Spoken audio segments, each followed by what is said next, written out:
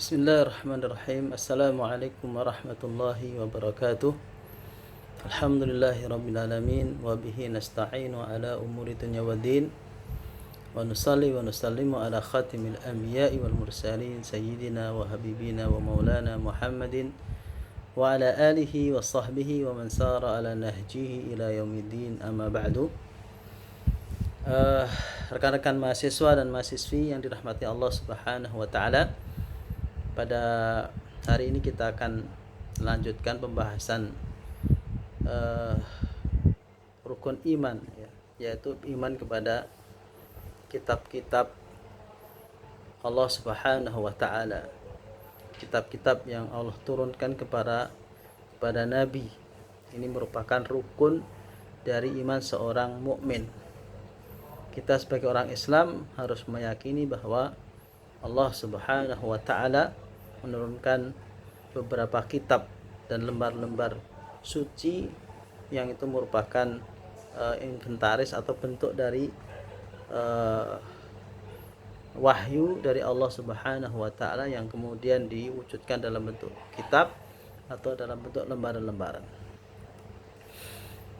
Ini tercemin di dalam hadis Rasulullah sallallahu alaihi wasallam ketika ditanya oleh malaikat Jibril, mal iman, maka Rasulullah sallallahu alaihi wasallam menjawab, antu'mina billahi wa malaikatihi wa kutubihi wa rusulihi wal yawmal akhir wal qadarihi khairihi wa syarrihi. Iman adalah kamu beriman, yakin beriman kepada Allah, beriman kepada malaikat, beriman kepada kitab-kitab suci yang Allah turunkan, beriman kepada para rasul, beriman kepada hari kiamat, dan beriman kepada takdir baik dan buruk. Kitabnya apa saja ya? Kitab apa saja? Ada 5 kitab suci yang Allah turunkan untuk kita imani bahwa kitab-kitab ini adalah wahyu dari Allah Subhanahu wa taala. Yang pertama adalah Suhuf Nabi Ibrahim, lembaran-lembaran yang Allah berikan kepada Nabi Ibrahim. Dalam surat A'la Allah katakan Suhufu Ibrahim wa Musa, lembaran-lembaran miliknya Nabi Ibrahim dan Nabi Musa alaihissalam. Yang kedua adalah Taurat Nabi Musa alaihissalam. Allah Subhanahu wa taala berfirman dalam surah Al-Maidah ayat 44, Inna anzalna Taurata fiha huda wa nur. Sesungguhnya kami telah turunkan Taurat, kitab suci Taurat, di dalamnya ada petunjuk dan ada cahaya. Demikian juga Allah Subhanahu wa taala turunkan kepada Nabi Daud alaihissalam Zabur. Allah berfirman, wa ataina Dawuda Zabura, dan kami datangkan, kami berikan kepada Nabi Daud kitab suci yang namanya Zabur. Dan kemudian yang keempat adalah Injil. Allah firmankan dalam surat Hadid ayat 27, Allah berfirman, thumma qaffayna ala atharihim bi rusulina wa qaffayna bi Isa bin Maryam wa atainahu al-Injil. Dan kami berikan kepada Nabi Isa alaihissalam kitab suci yang namanya Injil. Kemudian yang kelima adalah Al-Quranul Karim. Dalam surat Thaha Allah berfirman, Thaha ma anzalna 'alaikal Qur'ana litashqa. Sungguh kami telah turunkan kepada kamu Al-Quran agar kamu tidak hidup susah, agar kamu tidak hidup susah di dunia ini. Litashqa, bukan tujuannya Al-Quran turun agar kamu menjadi hidupnya susah. Nah, ini 5 kitab suci yang harus kita yakini bahwa ini semua adalah datang dari Allah Subhanahu wa taala. Satu kitab pun kita ingkari, maka runtuhlah keimanan kita. Bagaimana wujud ya secara umum? Ada iman secara umum pada kitab suci ini, ada iman secara khusus ya. Yang dimaksud iman secara umum kepada kitab suci ini adalah apa yang dikatakan oleh Syekh Abu Bakar Jabir Al-Jazairi dalam kitabnya Aqidatul Mu'min pada halaman 181, beliau mengatakan at-tasdiqul al-jazim bima auhallahu ta'ala min kalamihi al-khas ila man istafa rusulahu alaihimussalam fajumi'a wa duwina fakana suhufan mutahharah wa kutuban qayyimah. Jadi yang dimaksud beriman kepada kitab-kitab suci ini secara umum adalah kita membenarkan dengan pembenaran yang kuat, keyakinan yang kuat bahwa Allah Subhanahu wa taala mewahyukan kepada hamba yang dipilihnya dari para rasul. Kemudian wahyu-wahyu itu jumi'a, dikumpulkan, kemudian ditulis, maka jadilah lembaran-lembaran yang suci atau menjadi kitab-kitab suci. Misalkan seperti Al-Quran, bentuknya kitab.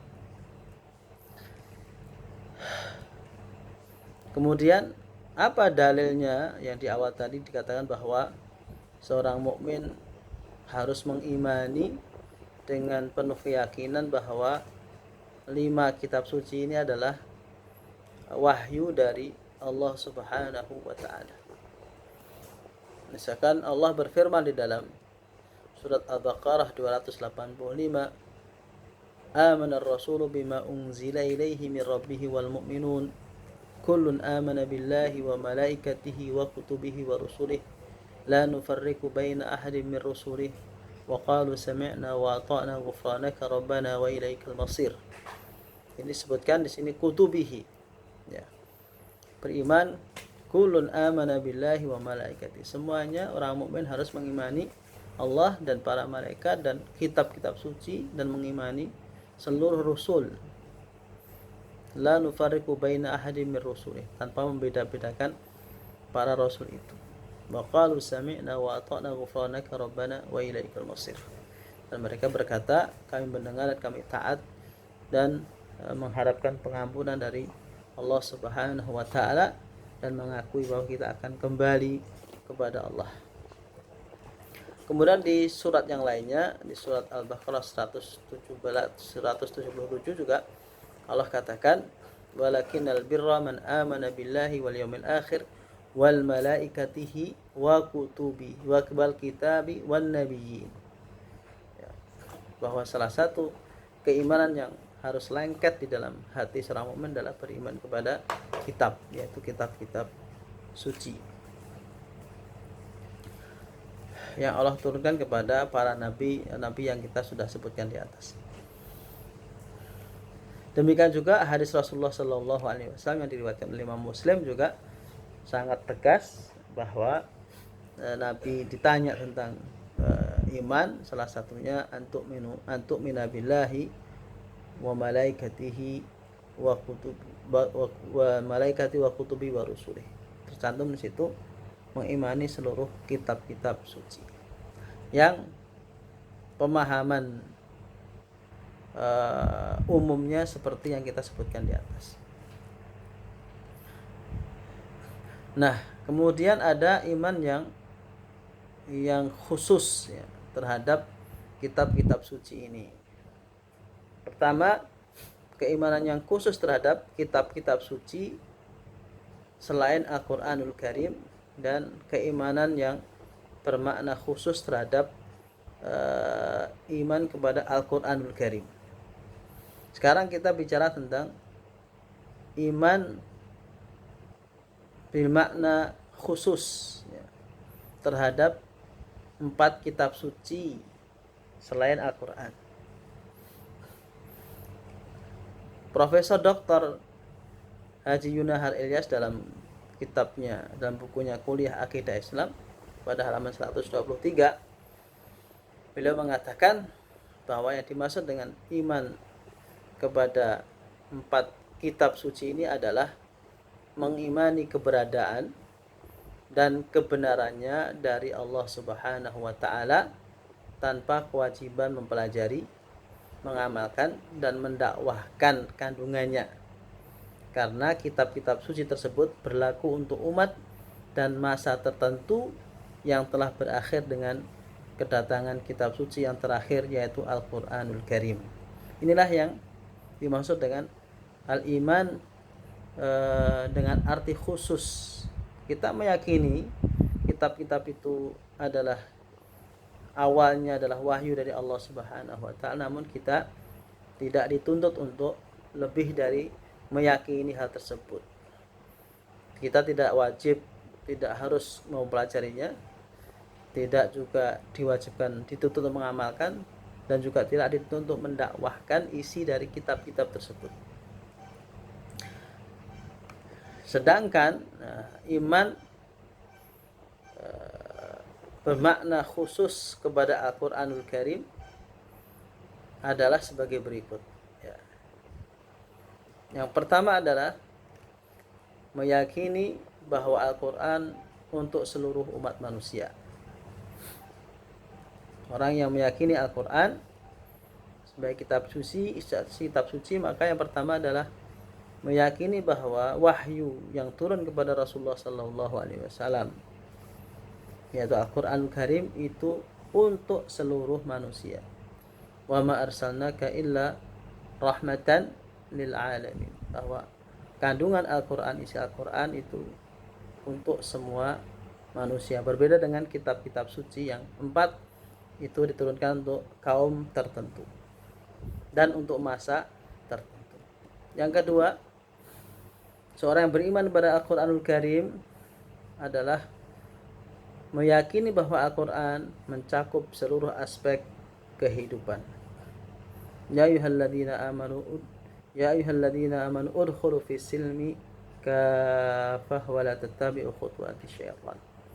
Bahwa Islam, Al-Qur'anul Karim merupakan sebuah sistem hidup, konsep hidup yang sempurna, membahas tentang akhirat, membahas tentang ilmu, membahas tentang harta, membahas tentang jiwa, bahkan membahas masalah politik dan ekonomi. Apa yang disebut dengan syumulatul Islam, bahwa Islam adalah agama yang syumul, yang meliputi semua sektor kehidupan. Allah berfirman, ma farratna fil kitabi min syai'. Tidak ada satu permasalahan yang Allah tinggalkan di dalam kitab suci Al-Qur'an. Bahkan Abu Bakar mengatakan, seandainya saya kehilangan sendal, saya akan temukan jawabannya di dalam Al-Qur'anul Karim. Kemudian implementasi atau bukti keimanan kita kepada Al-Qur'an adalah kita yakin bahwa Al-Qur'an mendapatkan jaminan pemeliharaan dari Allah Subhanahu wa taala. Tidak akan pernah bisa orang menyelewengkan Al-Qur'an, tidak akan bisa orang menyimpangkan Al-Qur'anul Karim.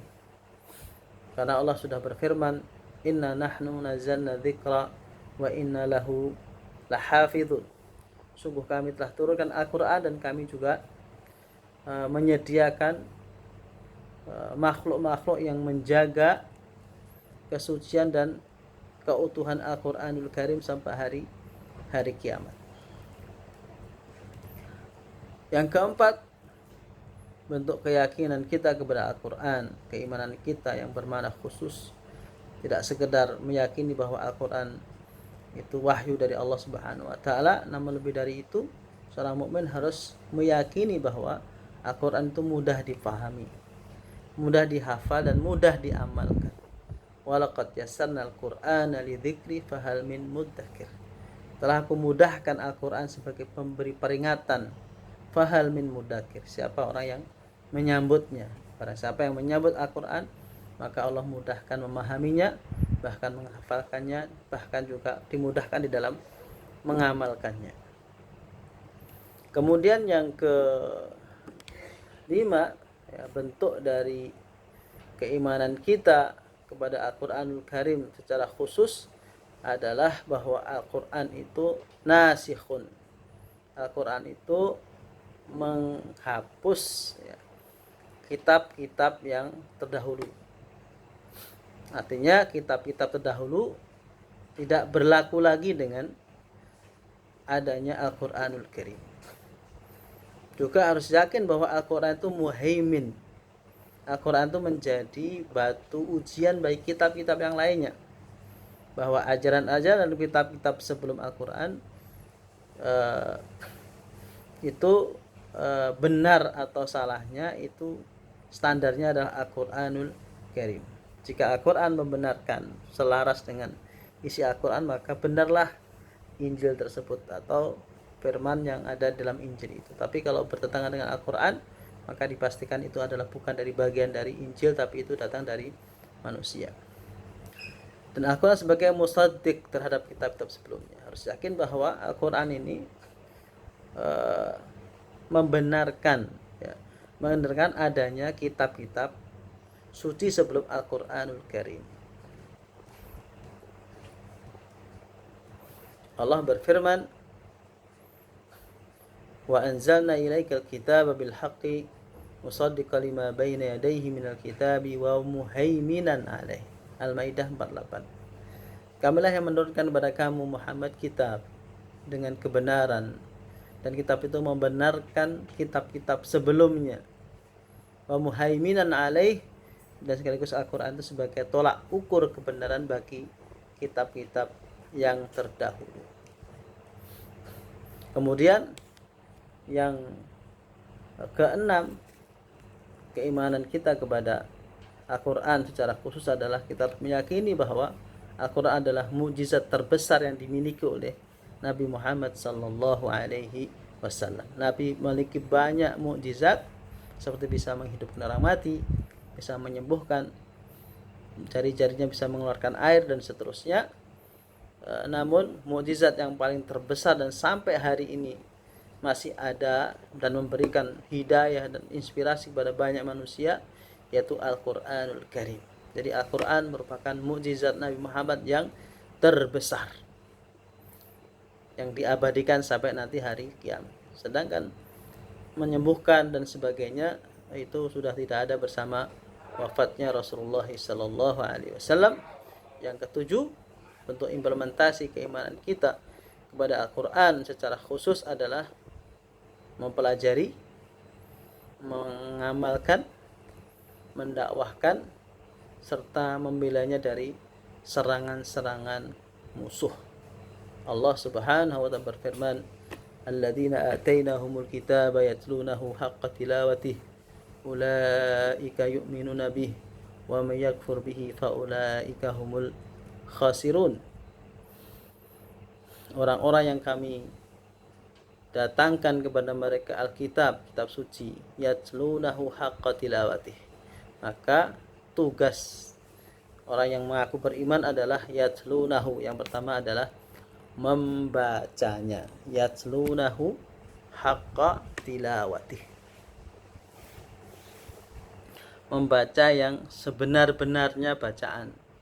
Baca dengan taujid, dengan tajwid, ada ikhfa, ada idgham, ada mad dhabi, ada mad lazim, dan hukum-hukum tilawah yang lainnya yang Allah firmankan, warattil qur'ana tartila, bacalah Quran dengan tartil. Jadi kewajiban kepada Al-Qur'an berbeda dengan kewajiban kita pada kitab-kitab yang lainnya. Kitab-kitab lainnya kita tidak diminta untuk mempelajari, membacanya. Namun kalau Al-Qur'an, seorang mukmin harus beriman pada Al-Qur'an, berarti dia harus membacanya dengan bacaan yang benar. Kalau kita buka tafsir Ibnu Katsir, maka makna-makna yatlunahu itu memiliki makna yatlu artinya membaca, yang kedua adalah yatlu artinya mengikuti. Jadi seorang mukmin dia harus membaca dengan bacaan yang benar.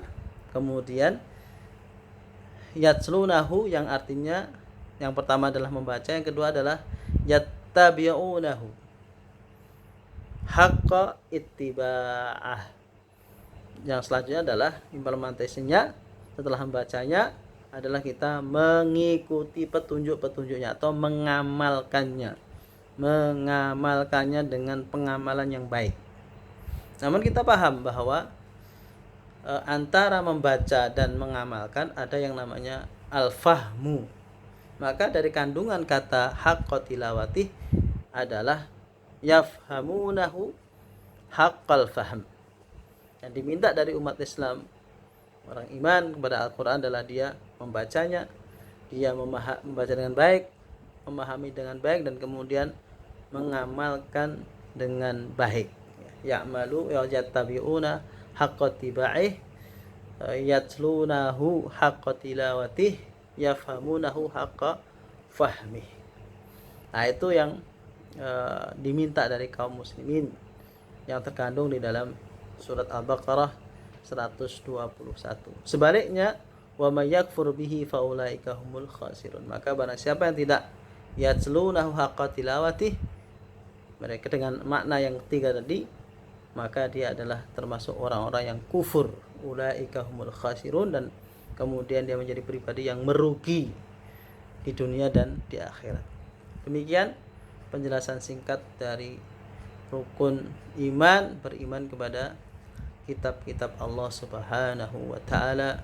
Semoga Allah melimpahkan hidayah kepada kita, taufik agar kita semakin mencintai Al-Qur'an, diberikan karunia kita untuk membaca Quran dengan bacaan yang benar, baca Quran yang diberikan waktu yang lama, artinya betah kita baca Quran, dan kemudian diberikan kemampuan untuk kita mengamalkan Al-Quranul Karim setelah kita memahaminya dengan pemahaman yang baik.